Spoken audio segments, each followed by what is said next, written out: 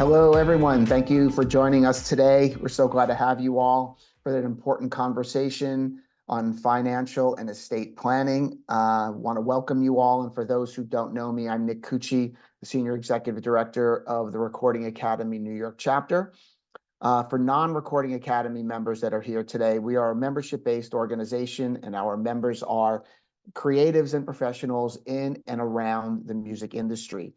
We are most well known for our public face, which is the Grammy Awards, the only peer-recognized award, and we're very proud of that fact.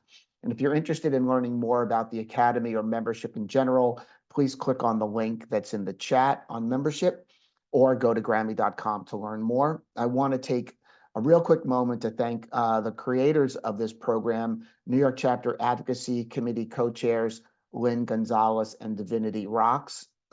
Jennifer Leff, who you will meet in just a minute, for her guidance and support, and the entire New York chapter team for their help in producing today's webinar. And again, enjoy it. It's a lot of good information, hopefully some that will help you in your future endeavors. I want to turn it over now to my colleague, the Managing Director of Human Services for MusiCares, Jennifer Leff. Jen, take it away. Thanks, Nick. MusiCares is thrilled to partner with the New York chapter, and we are so fortunate to have this amazing panel in recognition of Financial Wellness Month. For those of you who are unfamiliar with MusiCares, we are the safety net supporting the health and welfare of the music community. We offer preventive, emergency, and recovery programs for those who comprise the ecosystem of the industry.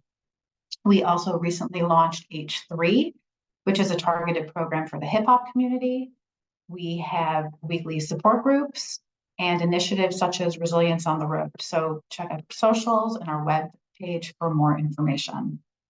And now for Financial Foundations, I'm so pleased to introduce our moderator, Lynn Gonzalez.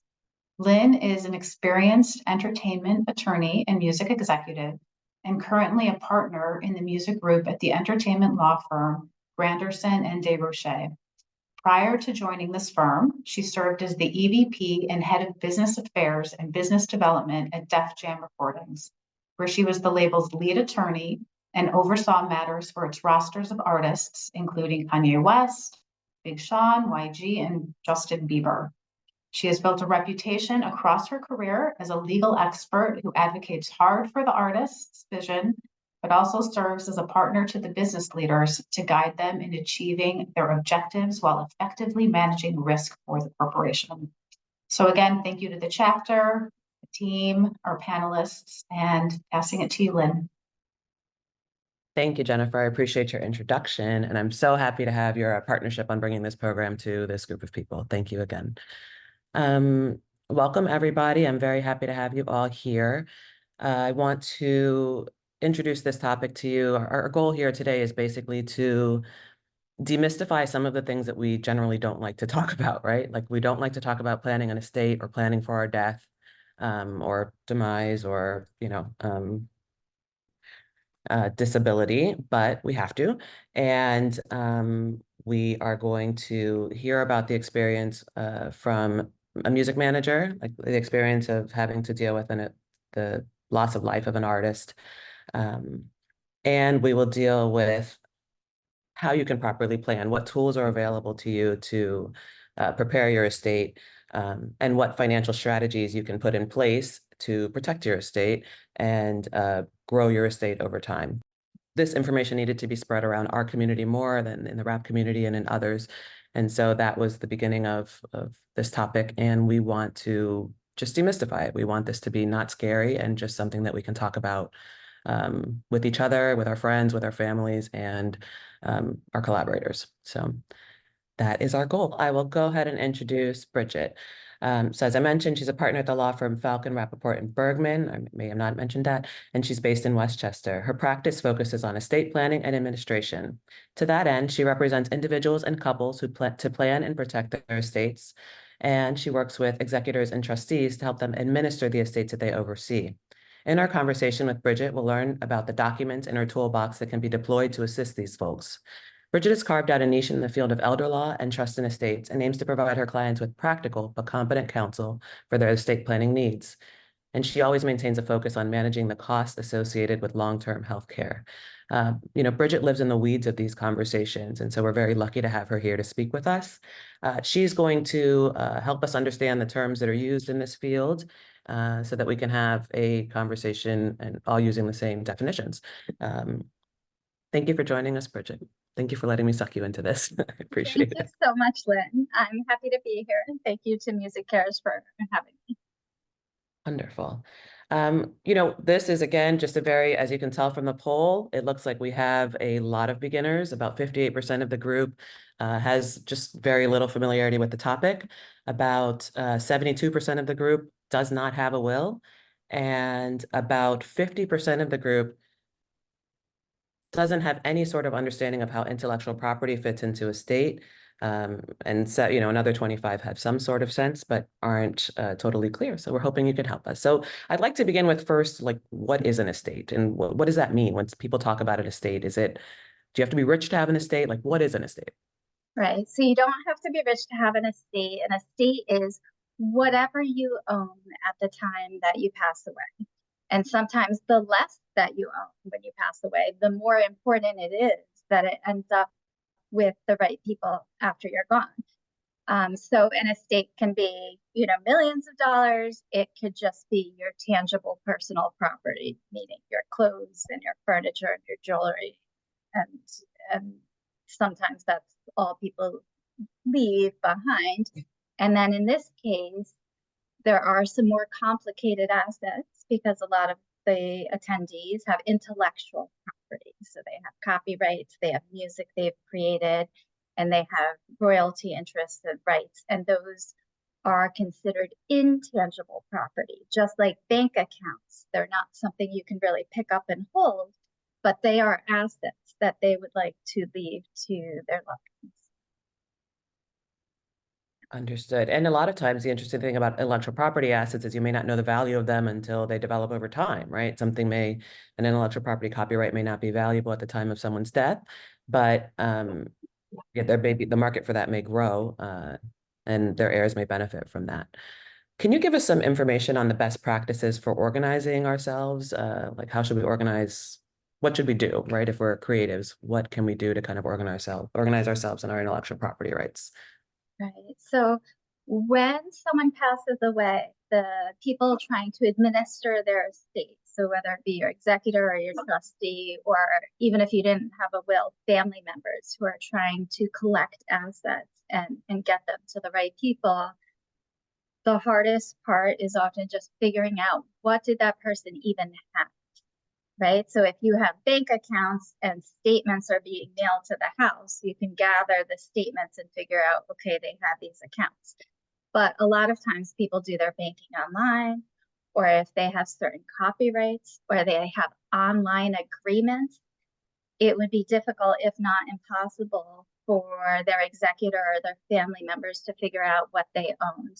So the best thing that you can do is create a list. It can be an Excel, a Word document, an Excel chart, to get more sophisticated. But as long as you create a list somewhere of every single thing you have, especially the things like copyrights and the things that are more obscure, and let someone know where that list is. So if something happens to you, they know where to go to find out what it is that you have of value. And if you know that certain things, obviously value changes over time, but if you know what the value is at a particular time, at least you can write the date and what things might be worth. So it gives people an idea, ooh, this might be actually a very important asset that I want to make sure that I collect for them. What would be a good frequency for kind of checking in on that catalog? Is doing this once a year or so a good exercise, or?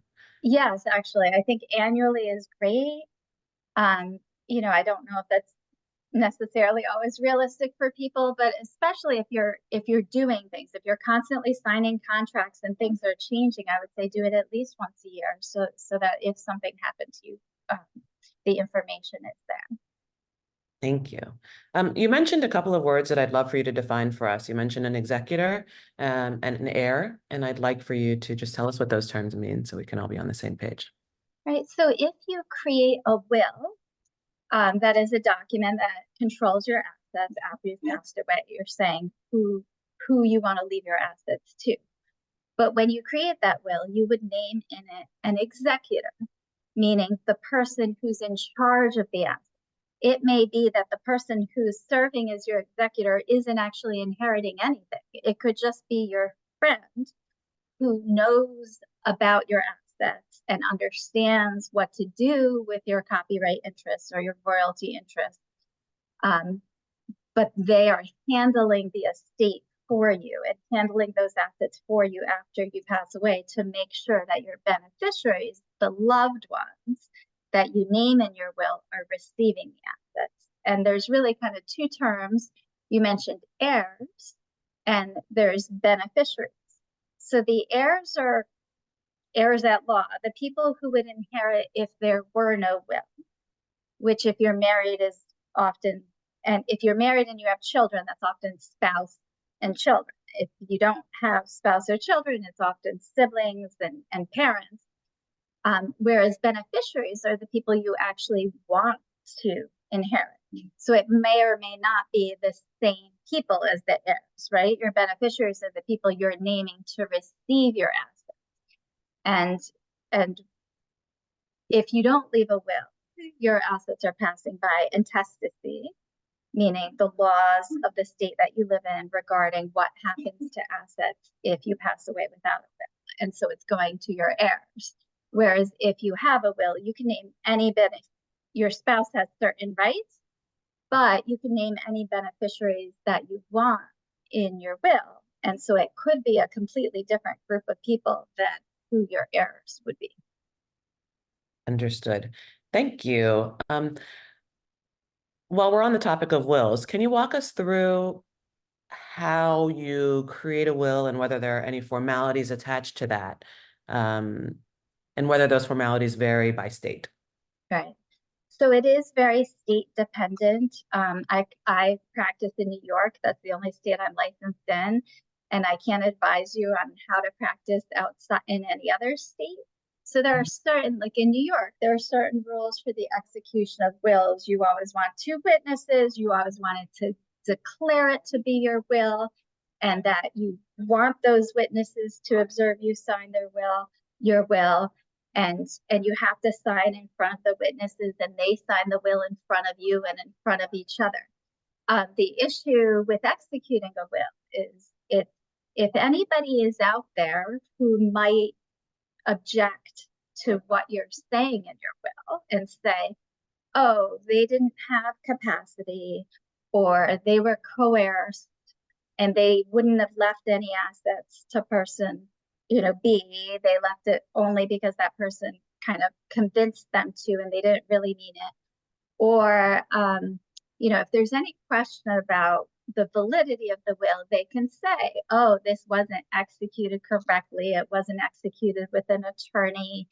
And if you prepare your will with an attorney, whether it be at a nonprofit organization where there are attorneys who can help you prepare your wills, or at a clinic, at a law school, or with an attorney of your own that you hire, that just gives the will a little more persuasiveness, where people are less likely to successfully come forward and question the circumstances of your document. I did want to mention, if you do get a will prepared, a lot of times people will pass away and then their loved ones will bring their wills to me, and there are some basic problems with wills sometimes, which are very easily avoided. And it's things like removing the staples. Never remove the staples from an original will. It sounds silly. Everybody takes the staples out so they can make a copy, but that is a huge problem for the court because they think somebody's now tampered with it and they want an affidavit explaining exactly what happened, who removed the staples, when did the staples get put back in. And over the years, people lose track of this information. Also, don't write on your original will. Don't try to add to it by handwriting. That's not good. And don't lose your original. If you have the original in New York State, if the original is lost, the court, there's a presumption that you intentionally destroyed it. So even if you meant that to be your document, all the beneficiaries are in agreement, the court is going to cause problems with your wishes actually being fulfilled, because they think they want to honor your wishes, and they think if the will is missing, you must have torn it up. Wow. Interesting. I was reading about Aretha Franklin's will and all of the issues that surrounded that, with there being 2 handwritten wills. What are your thoughts on handwritten wills, especially in New York State? Right. So don't handwrite your will. That was permitted because it was Michigan. New York State, you're generally not allowed to have a handwritten will at all, regardless of having 2 witnesses. There's a couple of exceptions if you're in active military service or if you're a mariner at sea. But most of us, in most circumstances, you need your will to actually be typed out. Okay, wonderful. 2 other topics I want to touch on. If you could describe to us a power of attorney and how it is used, and also a health proxy and how that could maybe benefit our membership. Okay. So my clients come to me and they think I'm worried about my assets when I pass away. Who are they going to? But arguably the most important document for everyone is a power of attorney, because that helps you while you're still alive. The statistic for people who have a period of incapacity at some point before they pass away is about 1/3 of all people. So if you have any asset in your name alone, say a bank account or your IRA, and then you become incapacitated, nobody can access that asset, not even your spouse, right? So if your spouse needs to use that asset to help provide for your medical care, they can't get into it without bringing a guardianship proceeding in the surrogate's court, which is very onerous, very expensive, very time consuming. Whereas if you had a power of attorney document that says my spouse or whoever, my friend, my daughter is my agent, and I am authorizing them to act and do all these types of different transactions for me, and the document will list a lot of different types of transactions, sales, changing beneficiary designations, everything that you normally do, then, and you execute it properly, then that document can be used and the agent can act as if they were you. So that's a very important document to have in place. And then healthcare documents are also helpful because they name agents to act for you and make medical decisions in the event that you are unable to make them for yourself. So if you're unconscious, there's surgery A or surgery B, your agent can try to think, what would that person want? What would you want in these circumstances? And they can use their judgment and make the selection for you. So it's important to name the agents that you trust to serve as your care agents. Thank you. Speaking of trust, what is a trust? Right. So a trust is really an agreement. It's a document that says, I am creating this agreement between myself and then you pick who your trustee is. And if it's a revocable living trust, which is used to manage assets during your lifetime and after your death, you can name yourself as the initial trustee, in which case it's an agreement between myself and myself.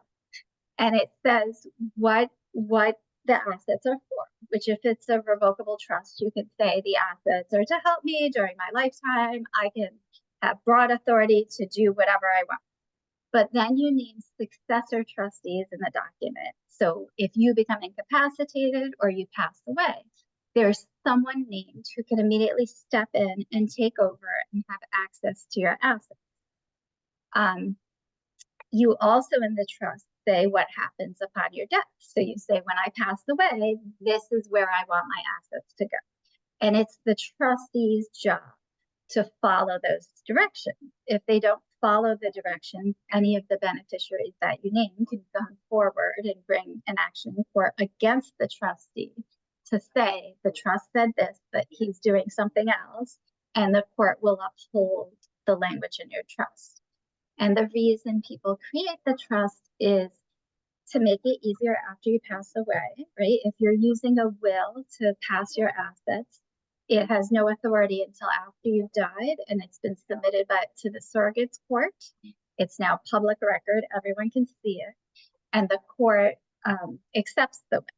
So this takes some time, which my understanding, if you have royalty interest and there's opportunities for performances of your songs and things like that, you might be losing opportunities as you wait for the court to get to your will and look at it and decide if your executor has authority. So if you create a trust, as soon as something happens to you, your successor steps in and they can automatically do everything you could do while you were alive and still manage those assets for you.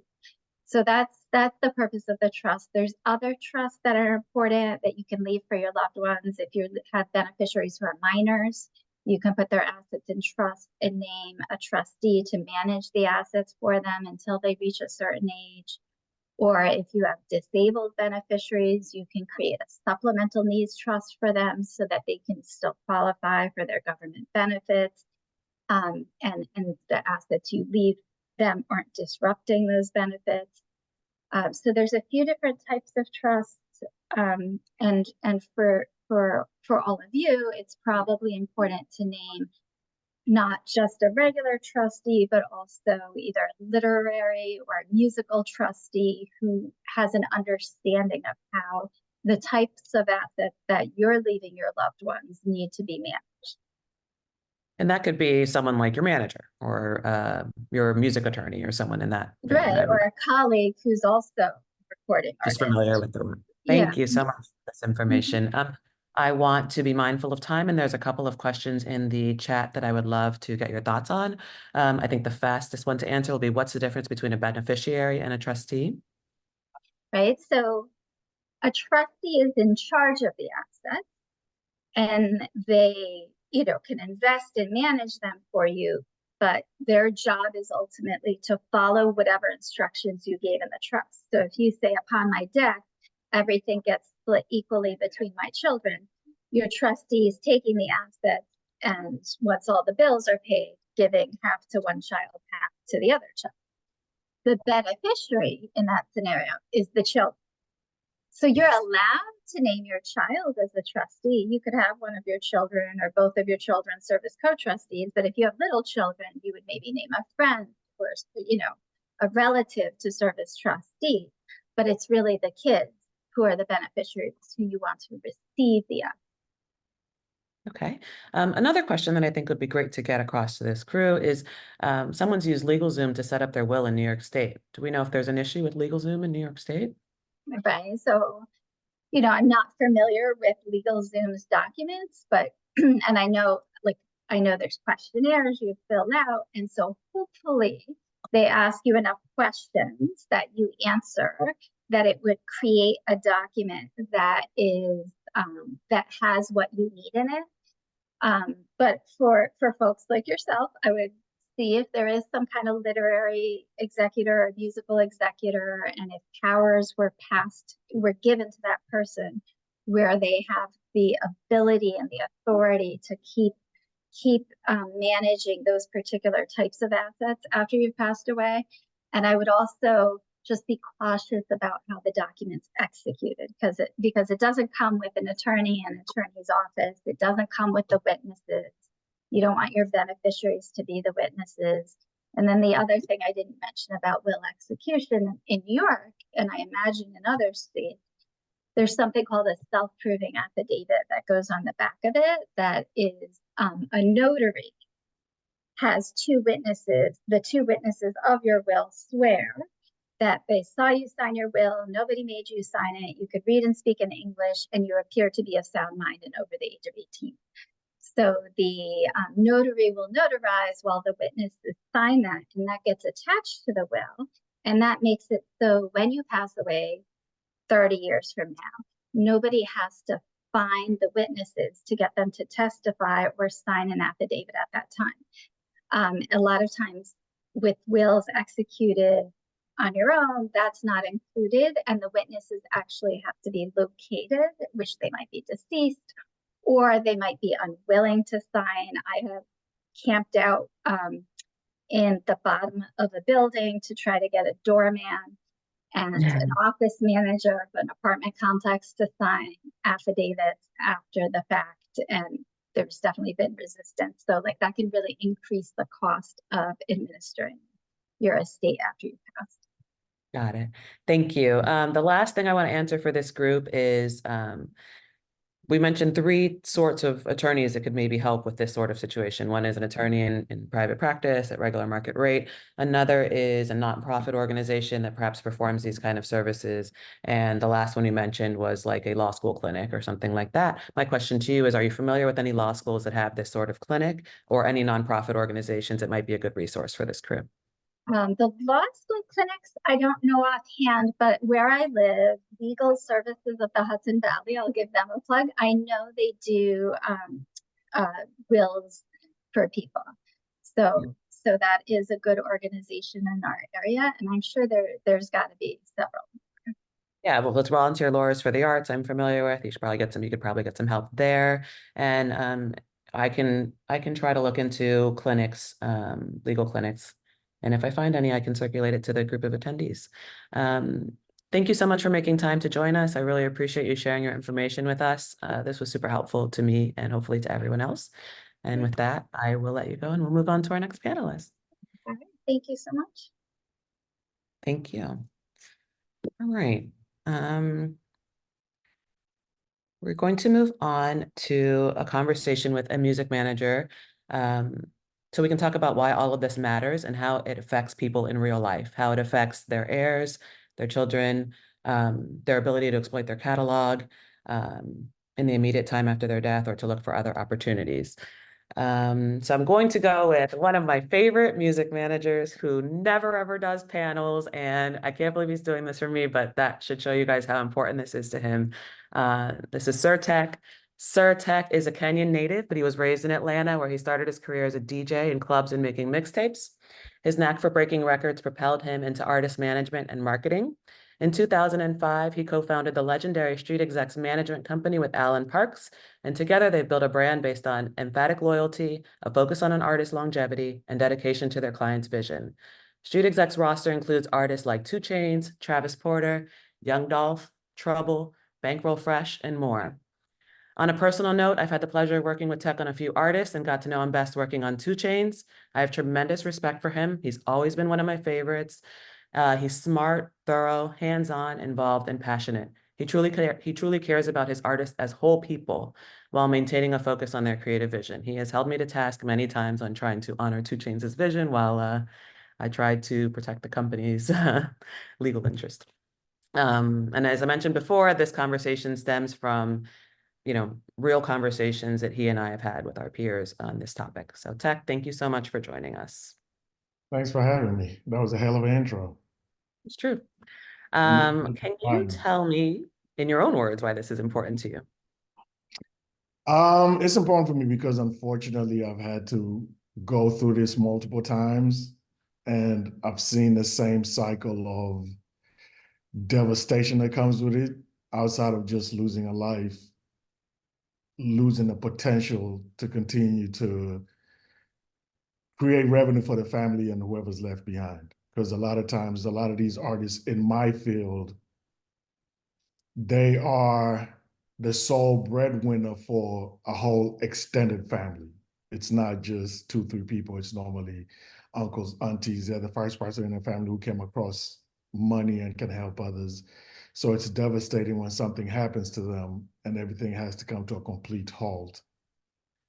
And you can't move forward if nothing is in order. Have you lots of artists. Do most of the artists that you come across have life insurance or any sort of estate planning? No, they do not. And it's something that I've been trying to instill in all my new clients. As soon as I pick up a new client, I think at bare minimum, at least have a life insurance policy at bare minimum.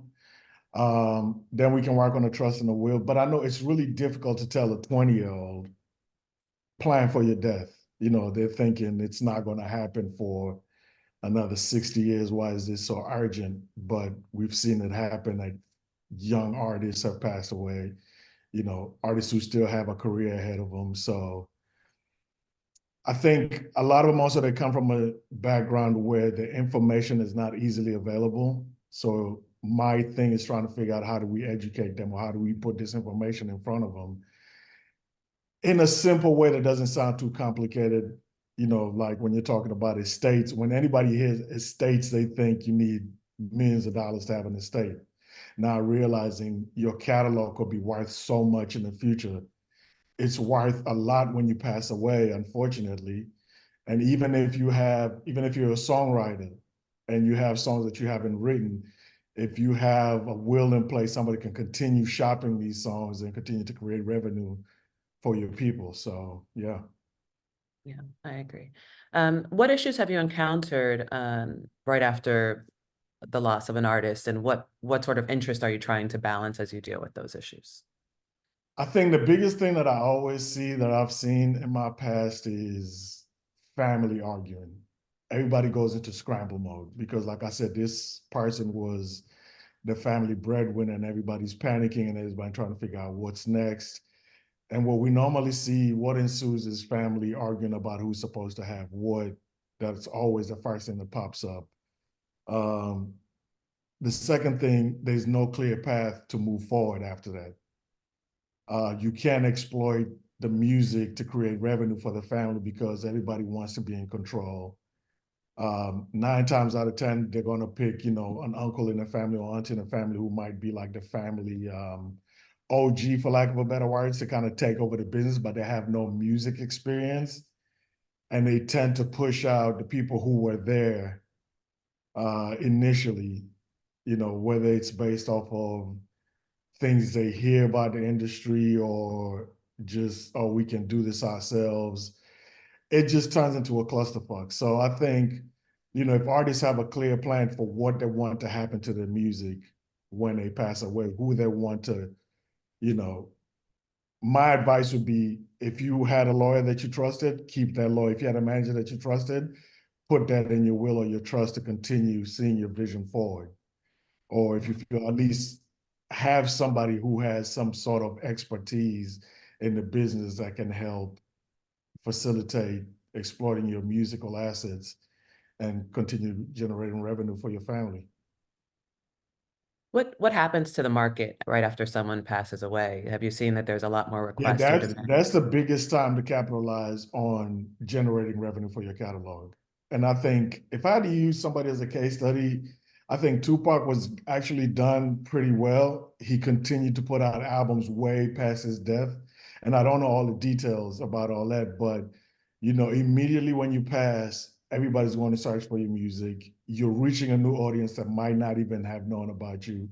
They're curious about you. It is, and your core fans, it is the best time to give them a new project or a new single or something, because they're going to get behind it and support it. And if you have your business in order, once again, it always goes, to me, it always goes back to keep the revenue flowing for your children, for your family, for whoever you're leaving behind.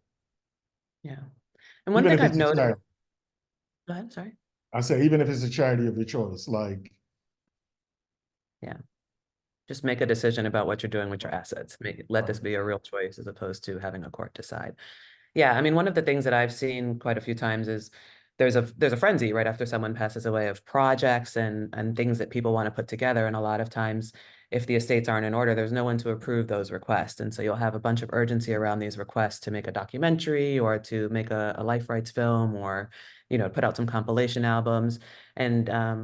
And if you can't respond for a long time, that interest goes away. So it's not like once the estate is settled in a year and a half from now, there's still that same energy and demand around wanting to learn or release new projects by an artist who's passed away.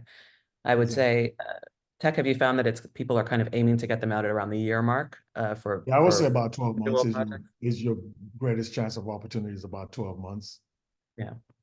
And when we say chances of opportunity, we don't want to be negative. We're just saying ways to generate money for heirs, ways to continue to support your family even after death. I know it sounds crazy, when you're saying that, you want to exploit whatever's left behind. The word exploit sounds really crazy, but I think the biggest thing artists have to look at themselves at. I know the music that you're creating is real personal to you, but you have to look at yourself as a brand, as a business. What if Coca-Cola, if whoever founded Coca-Cola, when he passed away, Coca-Cola still continued. So I think artists have to make I'm trying to find the right way to say this. They have to realize that although this art is personal to me, I am a business and I need to run as a business. And that's the only way you can continue to create revenue. So when we're saying exploiting, we're not saying, hey, we want to use, and some people don't want their music out when they pass. Now you want to have that in your will saying, I don't want any more of my music released, or I don't want anybody sampling me. So like you have to kind of at least figure out which direction you want to go and then put it down on paper. Yeah, that's the point. You really just have to start thinking about these questions, having these conversations, and coming up with a plan. Thank you, Tech. I really appreciate your insight, and I really appreciate you humanizing the topic. Thank you for your time and for stepping out and doing this with me. Appreciate you. Thanks for having me. All right. So, now we have some information on the tools we can use to create estates and wills and trusts and the documents that we kind of need to get in place. And we understand why it's important to do those things. So the next thing I want to do is plan for success. And I want us to, be intentional about how we're building wealth. So I want to bring Lanre Oladipo into this conversation. All right, so Lanre, I will go ahead and start introducing Lanre. Lanre is the only reason why I even feel comfortable having any of these conversations and bringing these conversations to you guys. I have, on a personal note, 2 small children, and before having them, I had just no financial plan other than save my money and don't spend it. So I would save my money and not spend it. I was interested in real estate, so I did buy a house, but I don't spend my money. And I was just keeping it in my bank account. In fact, sometimes Lanre is my financial planner, and I have to call him to help me make choices when I want to spend money because I'm so scared to do so. Like I don't come from money, and I want to make sure that I have, financial security. I'm a child of immigrants, and I don't know. It's just a really scary topic for me. But anyway, Lanre is the founder and CEO of Oladipo Wealth Management. He's a financial advisor and investment advisor representative. He's dedicated to closing the wealth gap one client at a time. He's passionate about helping people, especially those in underserved communities, to build generational wealth through holistic financial planning and investment management. He goes above and beyond to help clients achieve their financial goals and build generational wealth. He's been incredibly successful in this field, and he owes much of that success to his dedication to understanding each individual's client's needs and goals. If you haven't read his full bio, please do, because he's quite impressive. Lanre is so thorough in trying to understand his clients, and in my first meeting with him, we talked about my background and responsibilities and people in my family that I may have to take care of. And I have a sister. He even asked to speak to my sister so he could get a sense of what she needed and how her needs could affect mine as I move towards retirement. So I was just really impressed by that. And I think he understands, communities of color and communities that are not historically wealthy very well, and goes out of his way to service them. So thank you, Lanre, for being here. And I really appreciate your time. You're welcome. Nice to see everybody. Yeah. All right, Lanre. So what are some tools we can use to plan for our future? What are some financial planning tools we should be thinking about? Teach us some things. Okay, great. Yeah, thank you, Lynn, and thank you, everybody. So planning is the most important thing. Okay, having a plan. If you're going to take anything away from this conversation today, is that you're not going to have the kind of financial success that we're talking about if you don't have a plan. That's it. Even if you're in debt, having a plan can accelerate you out of debt. So the most important part of financial success in life is having a plan, such as your budgeting plan, your spending plan, a financial plan, understanding your goals and your objectives, your wants, having an investment plan, your savings plan, having a retirement planning in place, having investment plan, having an insurance plan, having estate plan, which we talked about, having business plan if you own a business, or business succession plan. And for some of you who have partners, there are a lot of business planning that needs to be done, having even charitable plan. So the most important part of succeeding financially is to have some kind of plan. I mean, the best way to do this is to work with a financial planner or a financial advisor, or a professional, or you can create a plan yourself if this is something that you can do. But the most important part is having a plan, and I can go into details about what type of plan you should have, what are the financial basics as we move along. Okay. I imagine whatever plan it is going to be very individually tailored and, very contingent on the person's individual needs, right? Can we talk about some tools that we can use in that plan? I'd like to talk about savings and IRA tools, what life insurance is in that plan, whether, term life insurance versus whole life insurance, what that means, and investment accounts, maybe. Can we talk about those? Correct.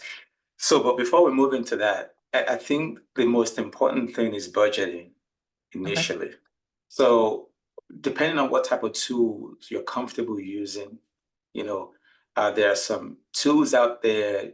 Rocket Money has one that allows you to sort of track your spending, but you can always use an Excel spreadsheet. And if anybody needs one, I have one that I sent to my client that I already pre-programmed. And what that does is that it simplifies your budgeting activities. So let's say, for instance, you bring in $10,000 in every month, and that money is not taxed yet. What I tell my client is that set aside 30% of that to go towards taxes. And then I don't want you to spend more than 40% on paying all of your bills, fixed and variables. And then the remaining 30% that you have, which is like $3,000, should go into 3 buckets. So think about this in your budgeting.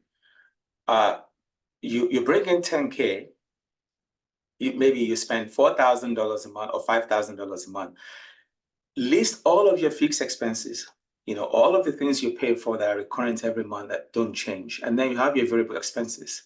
Make sure that you live within your means, which is very important, because what's going to lead to whether you're going to be able to invest, whether you're going to be able to save in a high yield saving, whether you're going to be able to invest in the market or in real estate or in anything, is what you have left over. So make sure you have a budget. That's very, very important.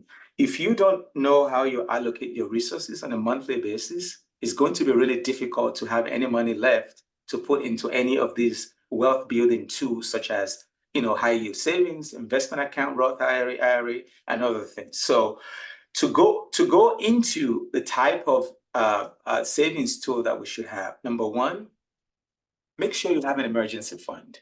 Typically, what I usually recommend is 3 to 6 months of your monthly expenses, which means you must know how much you spend on a monthly basis, right? And if you calculate how much you spend on a monthly basis and it's more than what you bring in, that's kind of how you know that, okay, there's a problem here.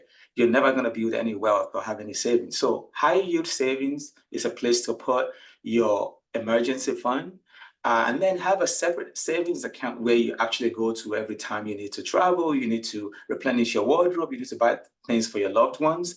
And then beyond that, you have to have a brokerage account, which is the most important in terms of you investing, because you have to take advantage of that compounding interest. So I'm just going to let Lynn respond before I continue.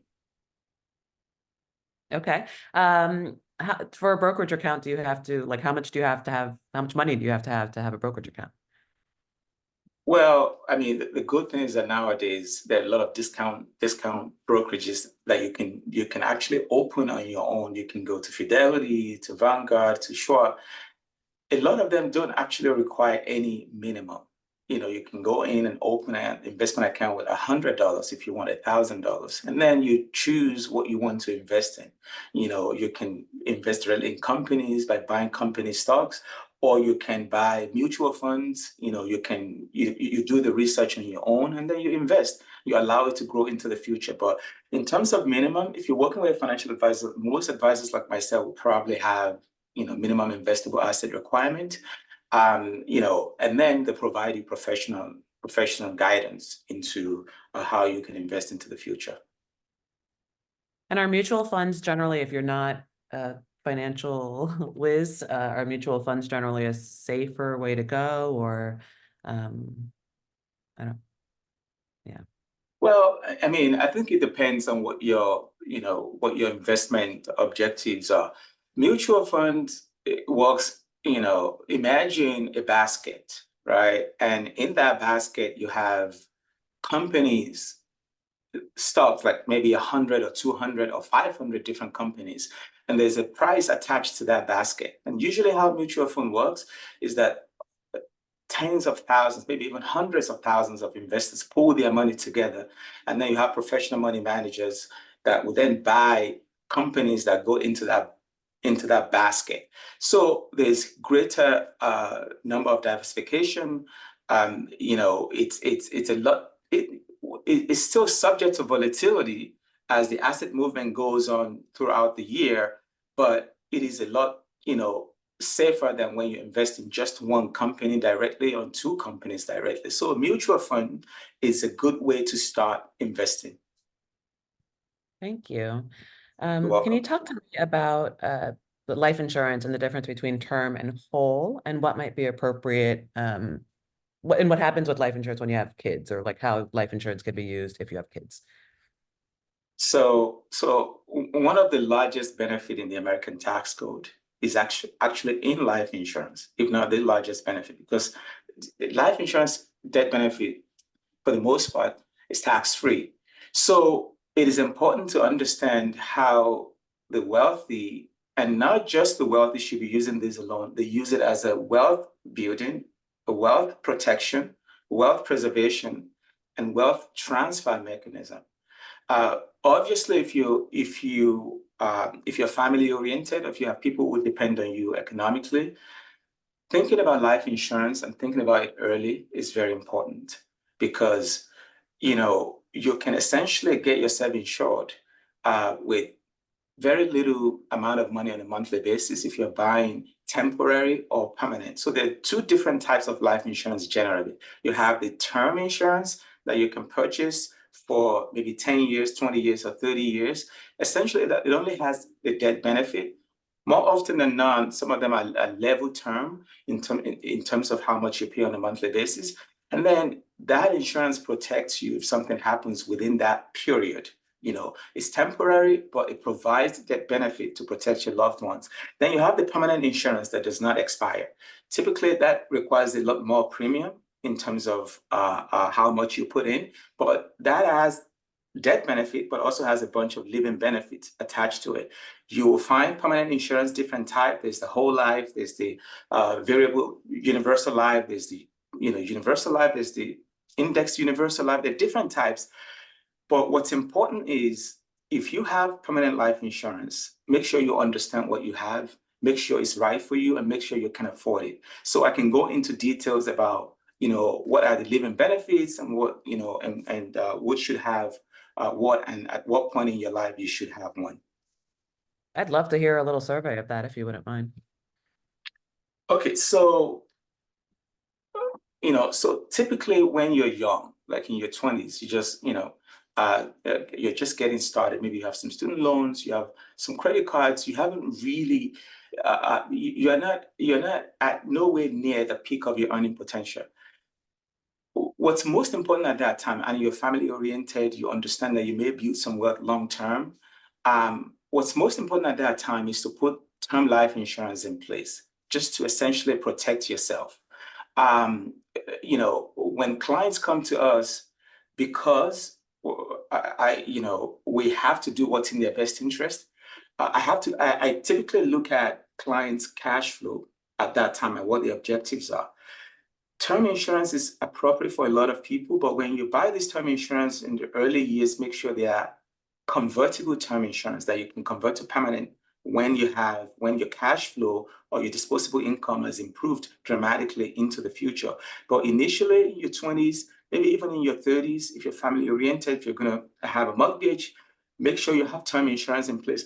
Unfortunately, life insurance companies can still decline you because of pre-existing condition or poor health state. Now, whereas for Affordable Healthcare Act has eliminated that in health insurance. So the younger you are, the better. And the healthier you tend to be. And two things usually determine your premium: your age and your health. So the older you get, the more expensive life insurance become, the sicker we are likely to be and less likely to be approved for life insurance. But then later on, if you're a high income earner, or let's say you sign a big deal and you're working with a professional, you may be in a position to actually purchase permanent life insurance as long as your cash position can accommodate that premium into the future. And also on the permanent side, right, there are different types of life insurance that you could pay off much sooner than age 100. There is a 10 pay, a 12 pay, a 15 pay, meaning that you pay it off in 10 years. And then the cash value that it builds or the living benefit that it has continues to compound for the rest of your life. So when you're young and you have less disposable, right? You can I'm sorry? access that money, right? You can access that money while you're alive, right? You can, it builds gradually into the future. It is not your first place to go, like your savings account. Usually I tell my client, just let it grow into the future, but you can access it. You can access it to finance your kids' education, to support your business, to supplement your retirement, or just to do whatever you want in terms of either you withdraw it permanently, which the technical term is partial surrender, or you borrow against that cash value during maybe economic downturn, or maybe you need that money for a period of time. So you can access the cash value. That's part of the living benefit that life insurance has. Another thing I've learned from you is that you could actually purchase life insurance for your children when they're just born, right? When they're quite young, and it's quite affordable, maybe, $1,000 a year or something like that. And maybe you pay it for 20 years, and then by the time your kid's 20, they have an asset that they can borrow against that has matured, right? Absolutely. So it's a good way to get a kid start off correctly financially. When I was in college and I was borrowing for college, a bunch of my college mates were taking money out of their life insurance policy, and I said, well, I kind of wish someone had bought this for me when I was age 0. So now I've done hundreds of these for a lot of our clients. As soon as a child is born, they make a call and say, I'd like to purchase a whole life insurance policy. Oftentimes they have money coming from their grandparents. Maybe they're getting Social Security that they don't really need.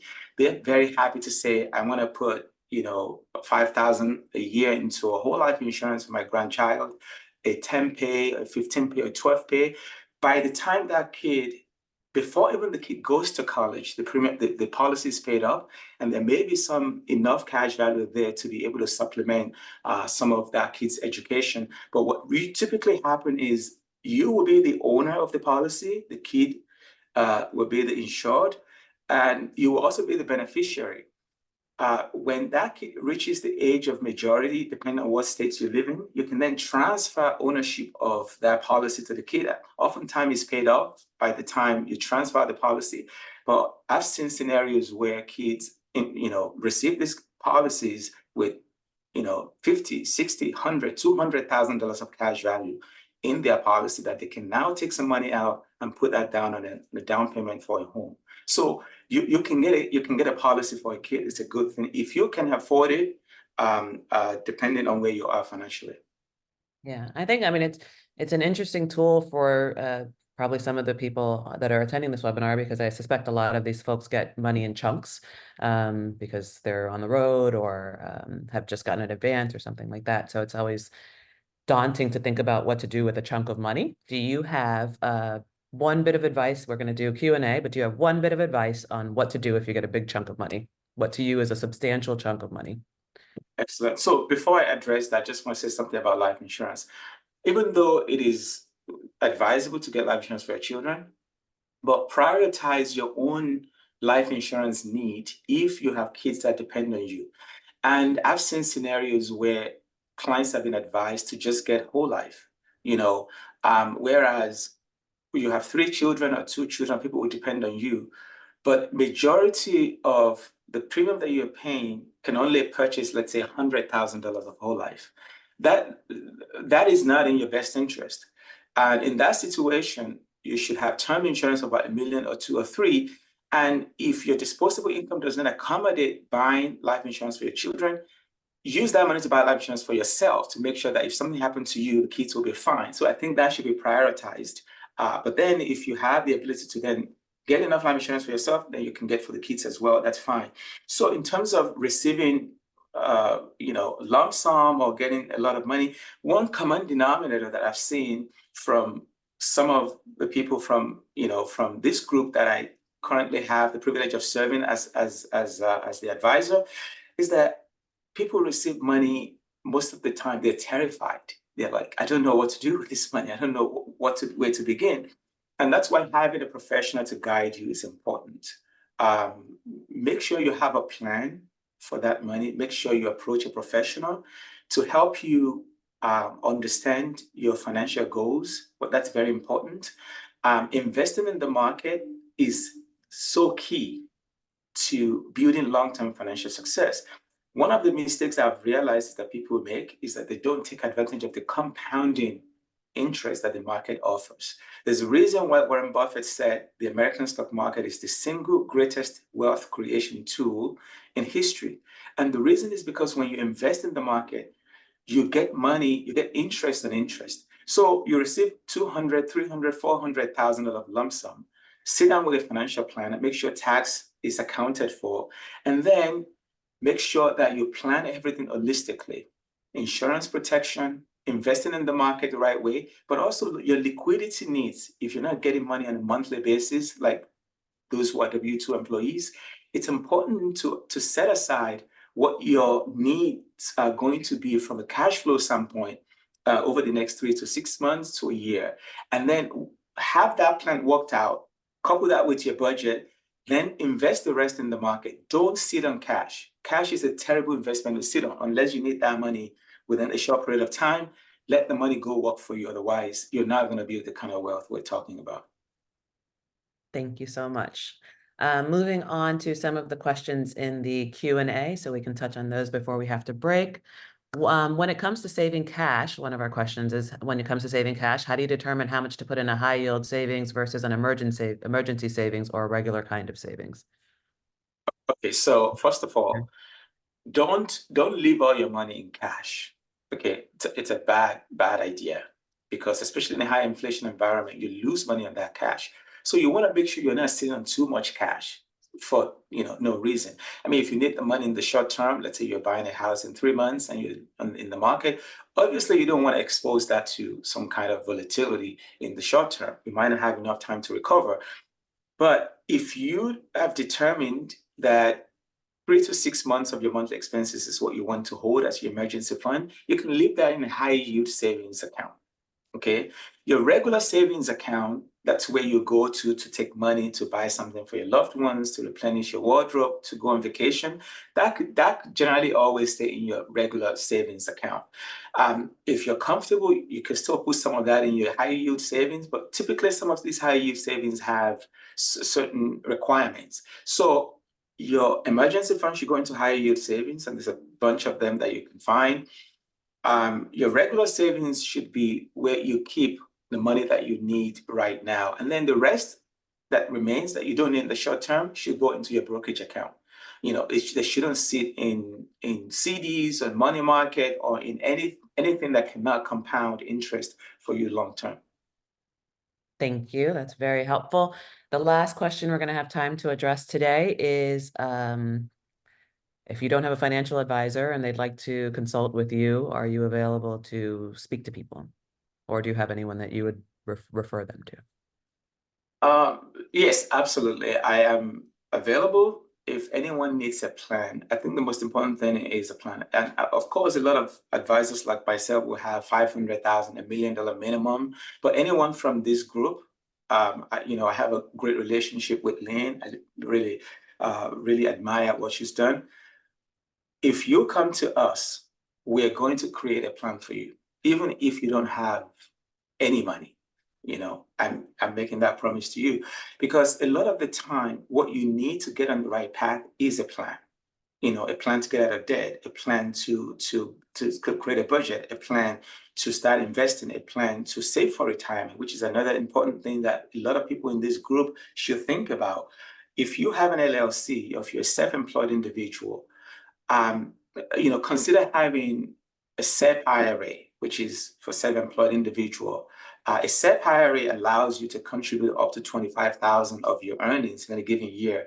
I think the limit is $69,000 for this year. Whereas you have a traditional IRA, you're limited to $7,000. So if you're a self-employed individual, make sure you consider SEP IRA, because that allows you to put more and then reduces and minimizes your tax burden in that given year. So if you need a plan, if you need life insurance, if you need guidance on investing, you can reach out to us. And if we determine that we're not in the best fit, we will refer you to other people that may be of good fit for you. Thank you, Lanre. Thank you so much for your time and for sharing this information. I really appreciate it, and I really appreciate you. I want to highlight some takeaways from the conversation we've been having today. The first is create a will if you don't have one. The second is name an executor and let them know that you want them to fill that role. Have a conversation with them. The third is catalog your IP assets and your partners. Make a list, so if something happens to you, someone can find it and get all the people aligned that have an interest in your work. And the fourth is make a financial plan. It just helps you feel in control, even if you've done nothing yet. Just the idea that it's manageable, I think, can help. And with that, I think we have to bring this program to a close. I really appreciate everyone's time and attendance. I want to give a shout out to MusiCares and Jennifer Leff for partnering with us to bring this event to you. I want to thank our panelists, Bridget, Lanre, and Tech, for making themselves available to talk about this in such a forthright way. To the Recording Academy's wonderful New York chapter and my Recording Academy family, Nick, Lauren, Logan, Brianna, Emma, and of course, my advocacy committee co-chair, Divinity. Thank you all for your time, and thank you for your help and participation today.